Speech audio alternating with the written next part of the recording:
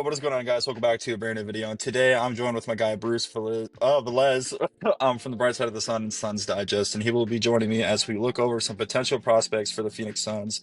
Bruce, if you want to go ahead and say something real quick, just let the people know that you're here.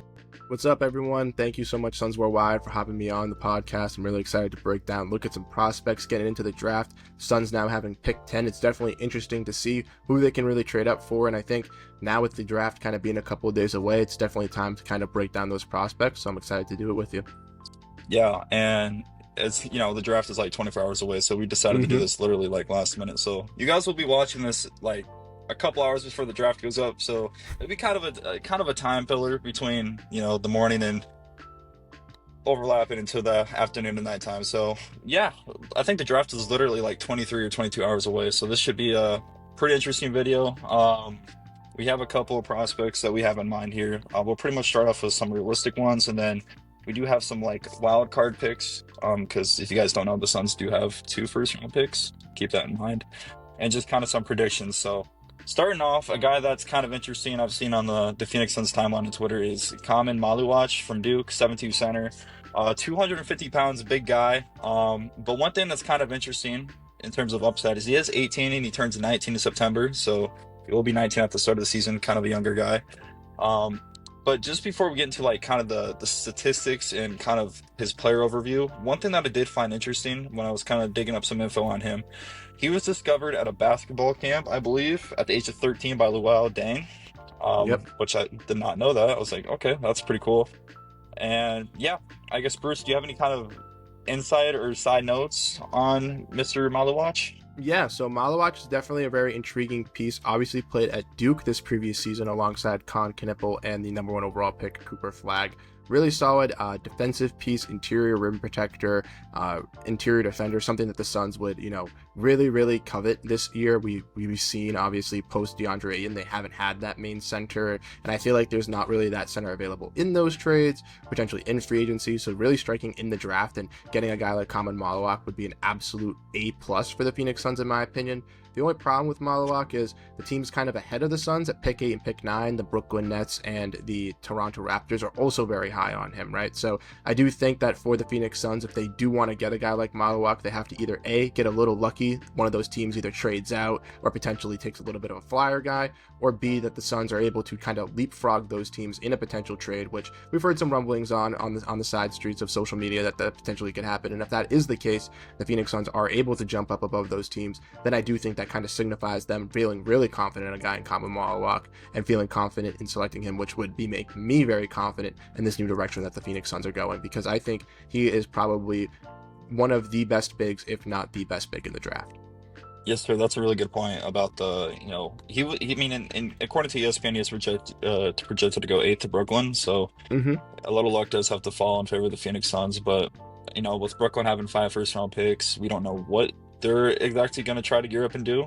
They're trying to go, package those together, and just a wild card scenario that probably won't happen. But if they would package all those picks together and try to get number 1 from Dallas, probably won't happen. But there's always that. There's just scenarios where they could jump up to 3 or 4, package some picks together. But yeah, it is a good point.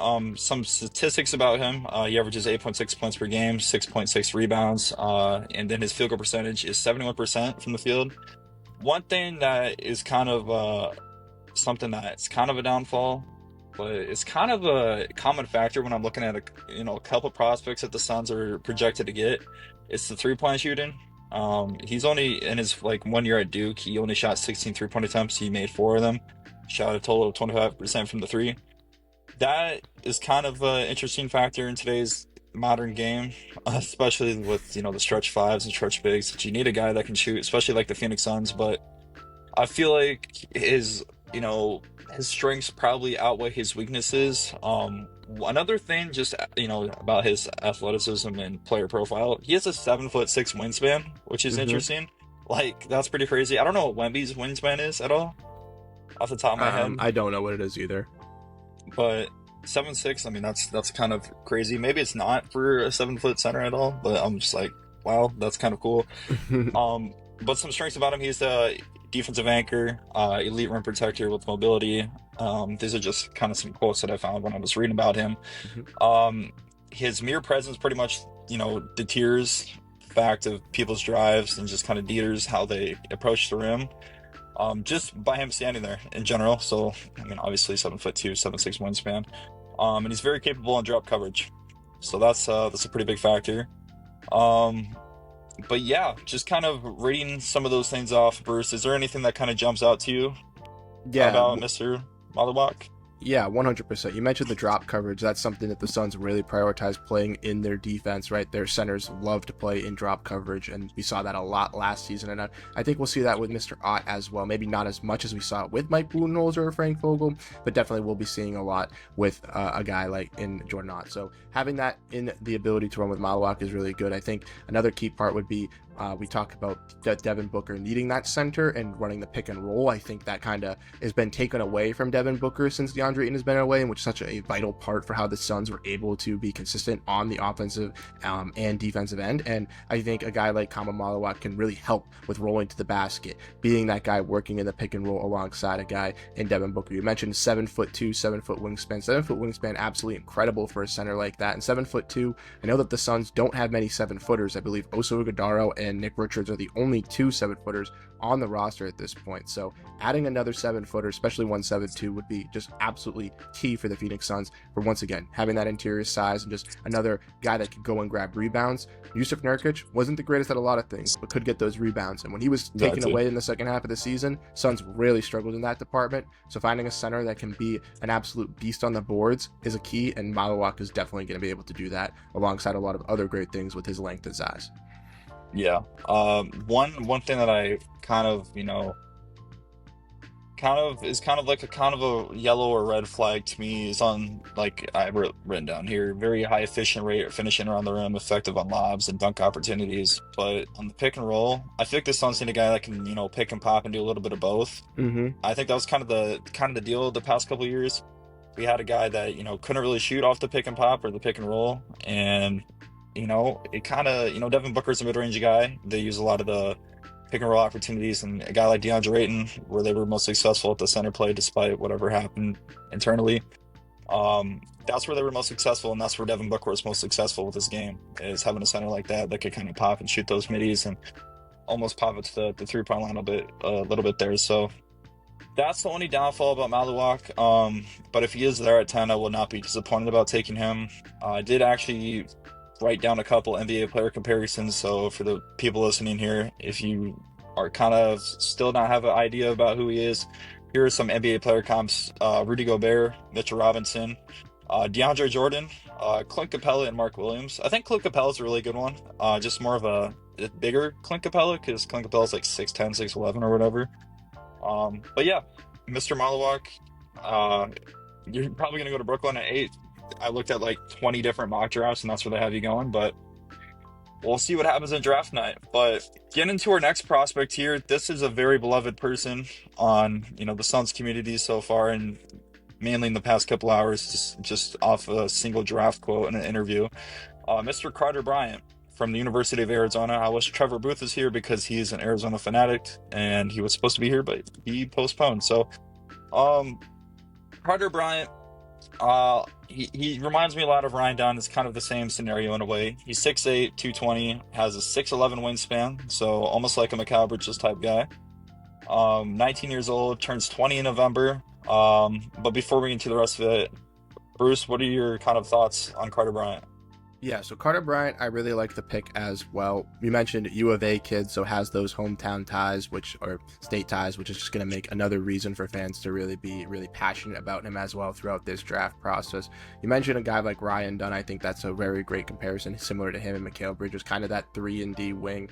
His jump shot over at Arizona wasn't the greatest because he wasn't given the most amount of volume in Arizona this season, really. But when he was given that time to actually show out and play, his shot was very successful, and he was very effective for the Arizona Wildcats. So I do think that can help and translate to the NBA style of play. I think he's a very safe pick kind of going into the lottery when you look at all these picks around 9, 10, 11, kind of minus those top 8 guys, so kind of out of Malawak.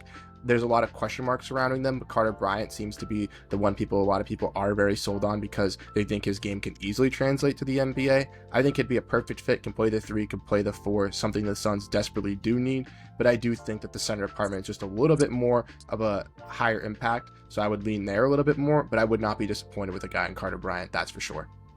Yeah, 100%. And then some stats so you guys kind of have an idea of who this guy is. He averaged 6.5 points per game, 4.1 rebounds, 1 assist, which is kind of interesting. And he shot 46% from the field and 37% from 3 on 105 attempts. But there is one thing I was looking at when I was looking at stats that kind of stuck out to me a little bit. In 37 games, in 37 career games total played at Arizona, he averaged 37 turnovers. So that's almost pretty much, if you do the math, 1 turnover a game. That is kind of interesting, but in this position on the Phoenix Suns, I don't think he'll have the ball enough in his hands to really be worried about all that, so I don't think that really will matter as much. But he is projected to go 11, which would be, the Portland Trailblazers, so right after Phoenix does pick. And then some, kind of strengths about him. He's a versatile defender. His physical attributes, once again, 6'8", 220, has a 6'11 wingspan, almost 7 foot. And then, of course, that 3-and-D upside where, in today's modern NBA, guys like Carter Bryant are highly desirable. And if you look at some of the top teams around the NBA, like the Thunder, the Celtics, etc., the Rockets have a lot of these guys. They have a lot of these athletic wing guys that are basically just 3-and-D, copy and paste guys. And the Suns are starting to finally catch on to that. We kind of had that, we had Mikal Bridges and etc. And then, of course, we traded them for Kevin Durant. But it seems like we're starting to catch back on again. We brought in Dylan Brooks off the Kevin Durant trade. We have Ryan Dunn. And if you can add Carter Bryant to that, once again, like you said, that's a very safe pick. And I would honestly be pretty excited about that. But just some areas of growth, once again, because, I have to play devil's advocate and do both sides of the fence here.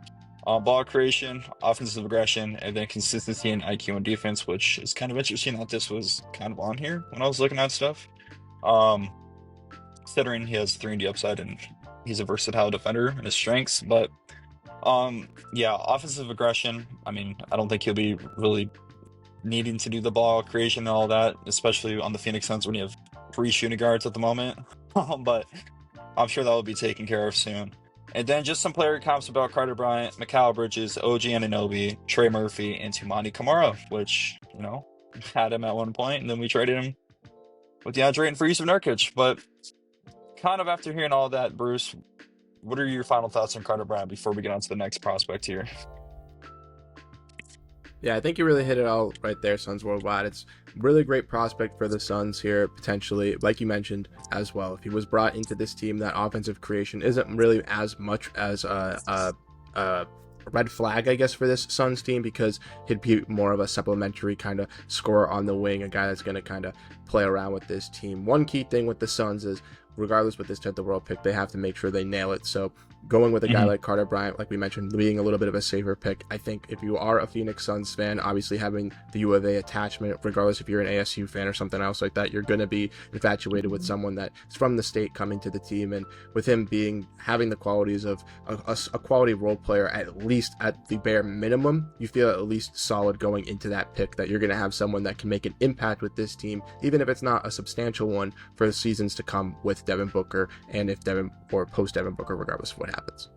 Yeah, and just so far, kind of after reading through some of these prospects, I think Carter Bryant's probably number 1 on my list, but I'll kind of give a ranking here at the end. But get into the next prospect here. This one is kind of interesting. Colin Murray Boyles. He's 6'7", 245 pounds. He has a 7-foot wingspan, and he is 20 years old. Before we get into statistics, we'll kind of do the same rhythm here. Bruce, what are your thoughts on Mr. Colin Murray? So I really like Colin Murray Boyles. He kind of reminds me, I said this to you in the group chat that we're in, of a little bit of a Draymond Green type-esque player. A lot of people have really mocked him to kind of be that type of guy, but that's what he really resembles, right? He's 6'6.5" without shoes, but he plays the power forward / center position. So he's an undersized, guy, but he's going to be aggressive. He's going to work down low. He is very, very keen on the glass, and he's going to be an insane defender for this Suns team. The one problem that I do have and question with a guy in Colin Murray Boyles is he going to play center in the NBA? Kind of similar to a Draymond Green, right? Is he going to play a little bit more of a small ball five, if that's what the Suns want to run, or maybe a true power forward position here for the Phoenix Suns? But a guy in Colin Murray Boyles, I think, would be worthy of the 10th overall pick, and I think he's been kind of mocked around there, maybe even a little bit outside there, which makes sense for what he's been able to provide on the court for USC, where he played last season, where he was a very key impact player, and I think he's well deserving of being in the lottery. Yes, sir. And there's some statistics about Mr. Colin Murray Boyles, so you guys have, kind of a rough idea of who he is. He did average 16.8 points per game. I believe 8.3 rebounds. So almost a double-double there. And then 2.4 assists, so a little bit of playmaking there. And that's where that Draymond Green comparison comes in, which is kind of funny that you mentioned that, because that's actually who I have in the player comps here at the bottom.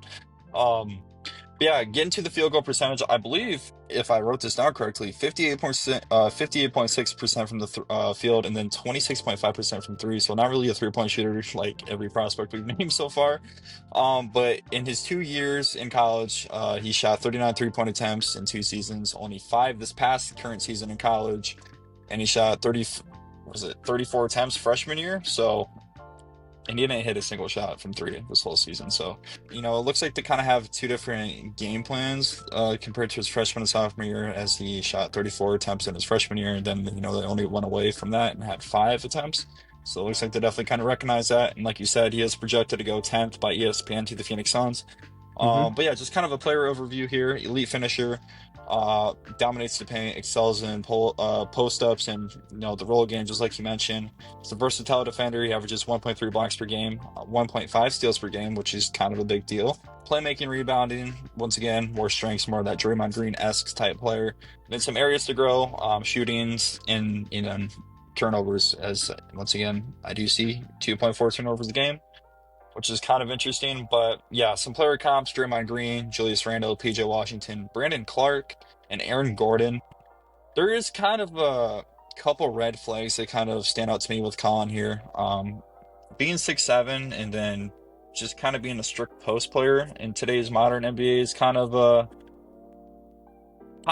red flag, because like we just looked at 6'8" Carter Bryant here. They're basically 2 different types of players. One's a 3-and-D Ryan Dunn-esque type player, then Colin Murray is just like pretty much like a smaller Oso Ighodaro in a way, which is kind of concerning. I'm not sure how the Phoenix will utilize him. Like, I mean, you did say the small ball, but it seems like the NBA is kind of getting away from that a little bit here. They're trying to get more size, and I just feel like his fit on the Phoenix Suns would be a little bit awkward, just where he will be kind of playing that in the spaces on the court with other players.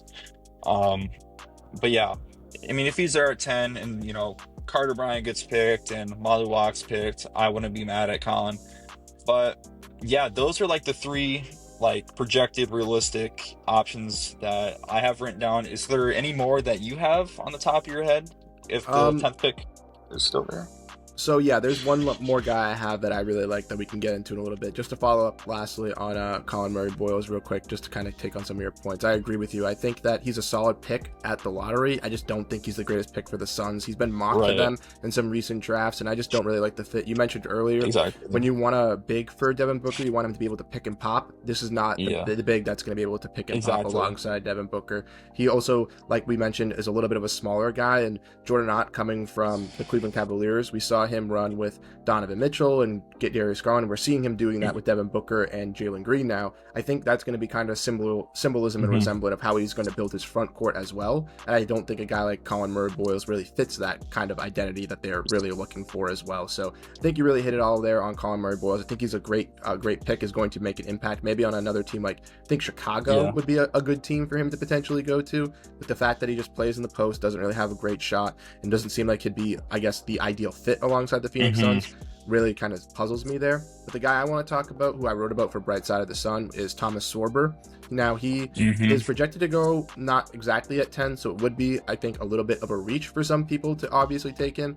But in my opinion, if he didn't have foot surgery and didn't get hurt at Georgetown this year, he would have been a consensus lottery pick anyways. And I think that he would have been around this pick if the Phoenix Suns, if he was fully healthy. So I think it's not a bad pick.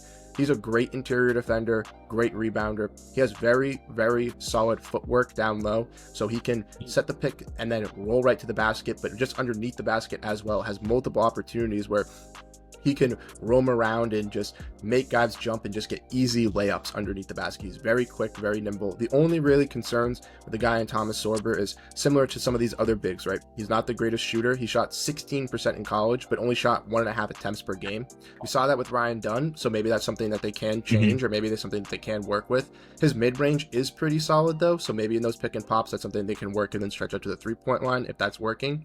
But also, I really like, the kind of gray area for him is his ability to switch. He's not the greatest switcher coming out of the pick and roll. He's better playing in drop coverage and kind of hanging back, but he can switch to some ability. If he were able to kind of get through both of those gray areas with him still being 19 years old, I think he has the potential to be better than Malwak, and I think could be the best defender and rebounder for this Suns team. He averaged 8 rebounds last year at Georgetown as a freshman. He's a guy that I'm definitely keeping an eye on, maybe even if they do trade back as well to like 14, 16, maybe even 18 if that's the case.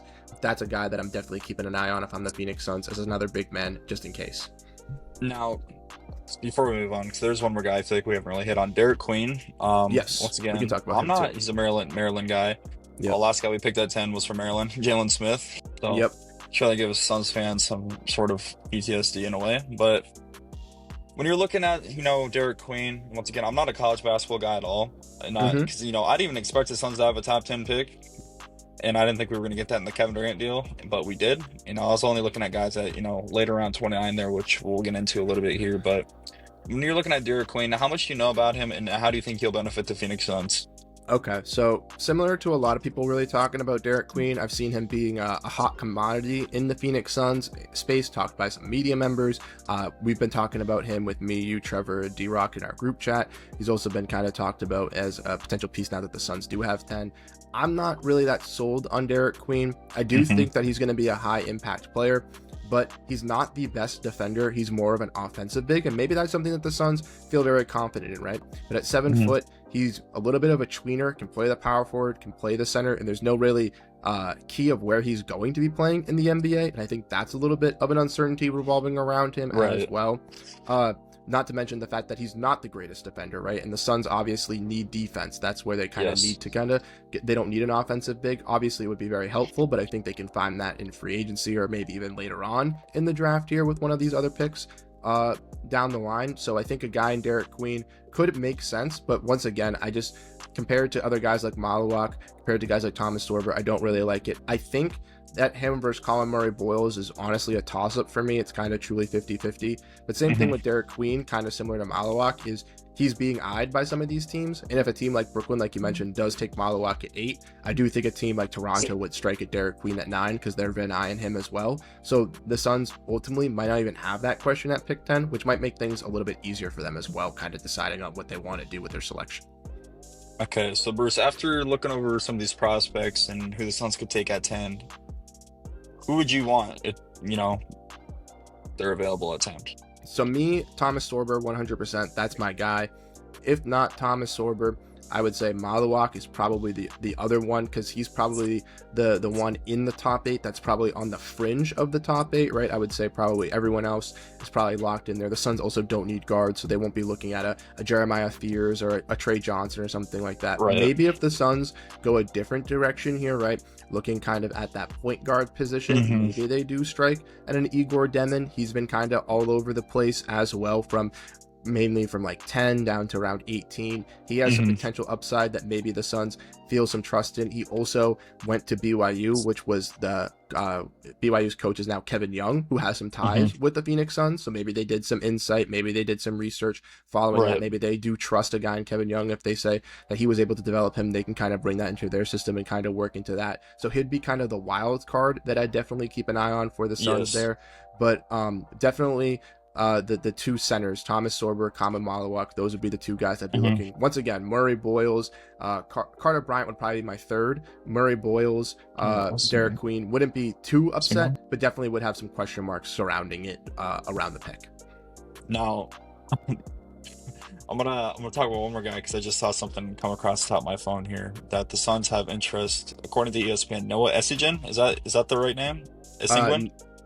So I'm going to be honest with you. I don't know really how to pronounce it either. I think it's Essenge, but I could be completely wrong on that butchering. So I can't, I don't really know. But Noah Essenge, he is, I believe, a center as well. He played in the German league, and he was a guy that was in the headlines earlier because he is apparently got a green room invite for the draft and is going to be leaving his team in Germany where he's playing to go to the green room to the draft invite, and they're in the playoffs right now. So that's a little bit of a little bit of a question mark regarding around Noah here. But looking at him on Basketball Reference, he is 6'10", 194 pounds. He is 18 years old. He does seem like a little bit more of a raw prospect here. Similar, I think, more of a defensive guy here for the Phoenix Suns, kind of playing that power forward. Does seem like maybe he could be a little bit of a more defensive Oso Ighodaro for this Phoenix Suns team. I'm kind of looking at it here, but yeah, he's definitely someone that has been talked about alongside, I don't know if you know, Asa Newell. He's the center from Georgia. Those two guys have been kind of mentioned around, similar to Igor Demont, that like I just mentioned, around I think the Suns did a 10 pre-draft to 14 workout time. With Newell, if I'm correct. Newell, yeah. So he's another guy that was a center from Georgia that has been getting some lottery looks at too. So Noah Essenge kind of falls into that similar tier. I would say he's probably around the Colin Murray Boyles, in my opinion. I still think he'd be a tier below a guy and the guy from U of A. I'm blanking on his name at the moment. Carter Bryant. Yes. Okay. Gotcha. Interesting. Definitely.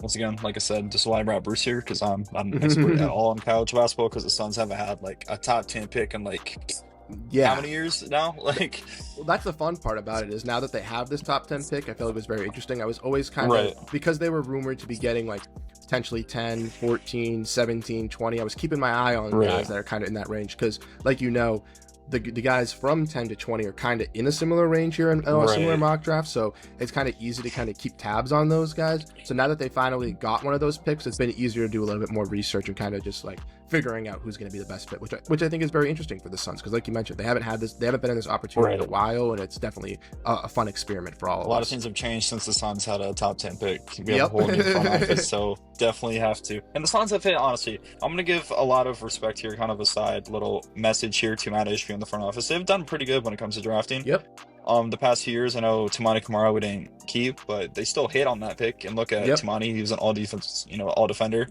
And then Ryan doesn't know Sigurdaro. I mean, round of applause, honestly, for them, seriously. And then, they have a chance to really show to his fan base with a top 10 pick what they can really do. And if they do kind of go with the rebuild route and trade book, which I don't even want to talk about because my stomach can't handle that, but yeah, I think Carter Bryant is my number one option if he's there at 10. I like him. I think he'll mesh well with the Phoenix Suns, and Malwak as well, I think, is probably my second option. But you brought up a wild card guy, and this is my wild card pick if this does happen. Igor Demont. This is a guy I really like if the Suns were to trade back or trade up, whatever the scenario is. A 6'9" point guard is something you don't come across a lot. And that is something that's very interesting. I know the shooting isn't really there. He's almost like a Ben Simmons in a way, if that's the comparison you want to go for. But at BYU, he did average 10.6 points per game, 5.5 assists, 3.9 rebounds, so almost 4 rebounds a game. But he did shoot 41% from the field and then 27% from three. So once again, the 3-point shooting isn't there, unlike every prospect we've noticed. I don't know if that's just something in college that nobody's like a great 3-point shooter or what's going on there, but He does have elite vision and playmaking, but he is an inconsistent shooter. And then once again, my player comp for him was Ben Simmons. But he did shoot 154 3-point attempts, which I did think was very interesting. So he does definitely get that shot up a lot.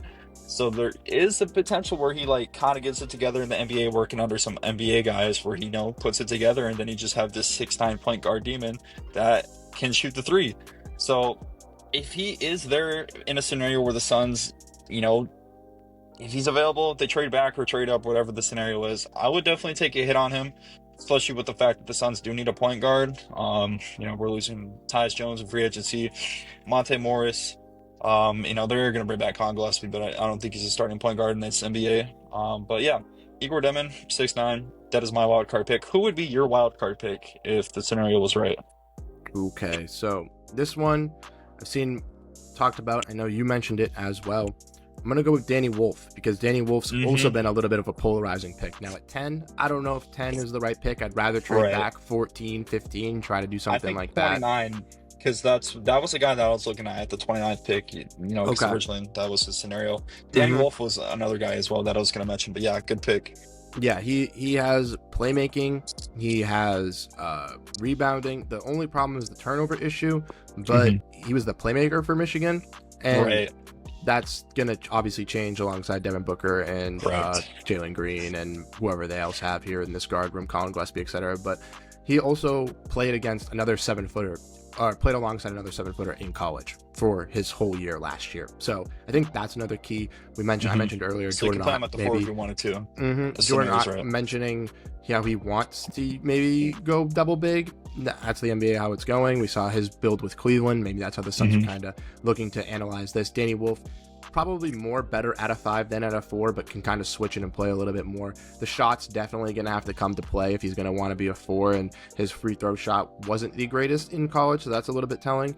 But if he is able to stretch out to the 3-point line, can be a little bit of a stretch big here for the Suns, like you mentioned, someone that can work that pick and pop alongside a guy in Devin Booker. I think this is kind of the key target that a lot of Suns fans would idolize and kind of be seeing as the perfect fit for the Suns if they got him. Maybe not at pick 10, but if they were able to snag him at one of these other picks in the draft, or if they traded back, or like you said, at pick 29, I think a guy like Danny Wolf is that kind of key piece. Yeah, Danny Wolf is like the one guy that I was like hardcore studying in terms of prospects at 29.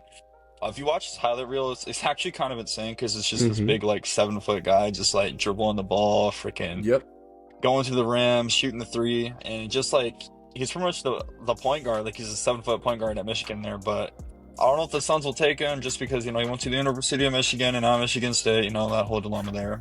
But yeah, Danny Wolf is definitely a guy that I'd like if he's there at 29. I don't know if the Suns do plan on trading the 29th pick. I don't know what the scenario is going to be. I mean, so many crazy things have happened in the NBA over the past 24 hours. I mean, CJ McCollum's a Washington Wizard, Jordan Poole's a New Orleans Pelican, which was an interesting trade, by the way. Then, of course, Anthony Simons is now a Boston Celtic. Drew Holiday's in Portland. Kristaps just got traded. That was a guy that the Suns could have potentially went after. And now Kyrie Irving just signed that contract, too, as we just started this. So, yeah. I guess before we wrap this up, do you have any, predictions in terms of what could happen? Okay, so you're talking about the possibility of trading up, and it kind of sparked an idea for me. So the Suns, we know, have pick 52, and they got pick 59 from Houston in this Durant deal. Now, that 59th pick is the last pick in the second round because the Knicks lost a second round pick. So there's only 59 selections in this NBA draft this year, or technically 119 instead of 120. Or 59, excuse me. I'm doing math wrong. But anyways, with the Phoenix Suns having that possibility, I do think they could package a deal with 52 and 59, similar to last year, right? We saw them trade back for Ryan Dunn, get an additional second-round pick, and then use that pick to trade up to get Oso Ighodaro. I think we could see something very similar with the Suns. There's going to be a lot of players that people have keen eyes on going into draft day tomorrow, and then we're going to see on Wednesday, people fall out of that first round into that day 2. And there's going to be teams that are hungry, that are ready to trade up and try to make those moves. And who knows, maybe there's a guy that the Suns have an eye on at pick 38 on their big board that they think is going to go, and he falls all the way down to pick 40, 44. Then they want to pounce. They take those 2 picks, they move up, and they go and get their guy. I could easily see that happening. I also think, like you mentioned, potentially with pick 29, pick 10, maybe they trade back, maybe they trade up. I know that the Timberwolves have picks 17 and 31. Maybe that's something they try to get involved in, trying to do something like that, trying to get another pick and maybe moving off a contract or something like that. Definitely keep an eye on. But one key prediction I will have for the Suns is that they will definitely draft the center. But I do think that at pick 29, if Ryan Kalkbrenner or Maxime Reynaud is available, they will be a Phoenix Sun. Those 2 guys are lower tier centers, maybe not as high praise as we were giving Thomas Bryant, Colin Murray Boyles, Colin Malwak and stuff like that. But I think they can be key backup centers, and the Suns still need that depth. And if they can strike at one of those, I think they can both bring valuable assets to the Suns that they desperately need. Yeah, Maxine, I did just see was like, what mock draft was it? I don't know if it was ESPN, but he was projected to go to the Suns at 29. So that is actually a very interesting point now that you mentioned that. But in terms of my personal prediction, mine is honestly pretty similar to yours. It's just so many wild things have been happening. I mean, maybe Grayson Allen or Russell Neal get moved during the draft, or maybe Brad Beal. I don't know. Maybe the Suns make a deal with Brooklyn where, they want to move up and then they acquire Nicholas Claxton and Cam Johnson, or vice versa, either one. It's just, there's a lot of scenarios that could go down. And honestly, ever since the Luka trade, like, anything can happen legitimately, and I don't really know. I mean, putting a prediction, like, it was kind of easier before, but with the new CBN, etc., just so many different things, different factors. But yeah, if you guys did enjoy this video, make sure to drop a like. All of Bruce's socials will be in the description below, so go definitely check him out. But yeah, it is draft day when you guys are watching this. I hope you guys did gain some insight on these prospects. I know I definitely did. So yeah, make sure to subscribe, turn on post notifications so you guys don't miss any videos, and I'll see you guys in the next one. Peace.